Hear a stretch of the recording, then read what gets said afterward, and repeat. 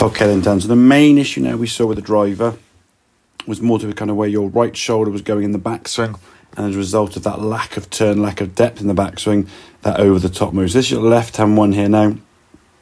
As we can see when we go back, not really much turning there with the body. Okay, club now is getting a little bit across the line, a lot of arm movement there. Okay, and in your first move now you can see everything now is twisting with the upper body. Your head's kind of spinning out the way. The club now has gone way out in front of you. I mean, at this point, once you have the hands somewhere in line with your chest, and they're already over here, way out in front.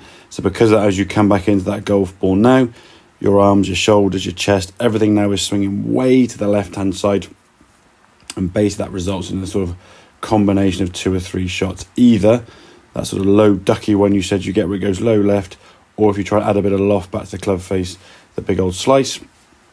Or if you manage to time things perfectly, a bullet sort of about 250 down the middle of the fairway. The problem is, as we said, it's just too inconsistent. When it's good, it's really, really good.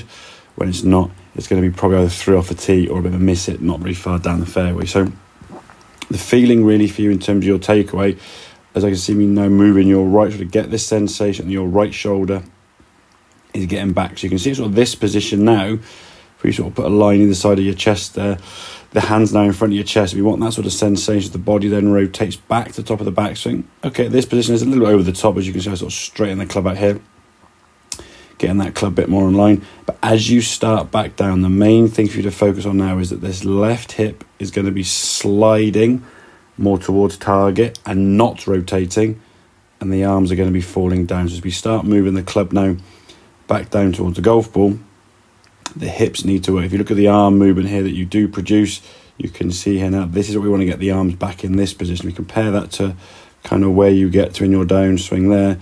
Look how far in front when the arms sort of probably back of frame there, probably now about here. Your arms now, hand and, well, in fact, for the next frame on this one, the hands and the shoulders. You can see now where your shoulder is and where your hands are, where your hands are and where your shoulder is. This is actually a very similar position. The problem on the left arm, as we said, you just unwound your body so fast that the club now is just way too far in front of you. So you want to get the sensation the arms are falling here, dropping back down, and at the same time the body now is moving and sliding towards target with the lower half. So I think the phrase that we use in the session, kind of keeping your back towards target for longer as you then come back in the golf ball. So rehearsing that movement here now. Get the top of the backswing here now. As we start back down, the hands need to work first as the body quietens down. You can see here now there's not really much lateral shift here at all.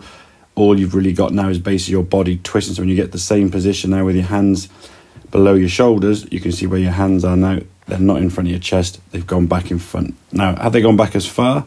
No, but they still have gone back too far in front. Hence, when you come in the golf ball now, everything now has spun out the way. The shoulders now at impact. They're aiming out to the left. Everything's sort of standing up and swinging to the left, and obviously going to compromise your contact. It's really going to be important to work hard on this transition here down to the top of the backswing. It does help if we can get a better turn, get to the top of that backswing with a bit more depth. As we can see, this right shoulder now has got behind you more. It's then keeping that back to target. The hips are going to slide towards target, while at the same time the arms start falling down and dropping into position. So work on that movement. And hopefully with the time, once it starts becoming more and more natural, we'll get that club working down the line of the golf ball this way, as opposed to being thrown over the top as you currently do. So I hope that makes sense, buddy. Any questions, obviously give me a shout. I'll catch you again soon. All right, cheers, buddy.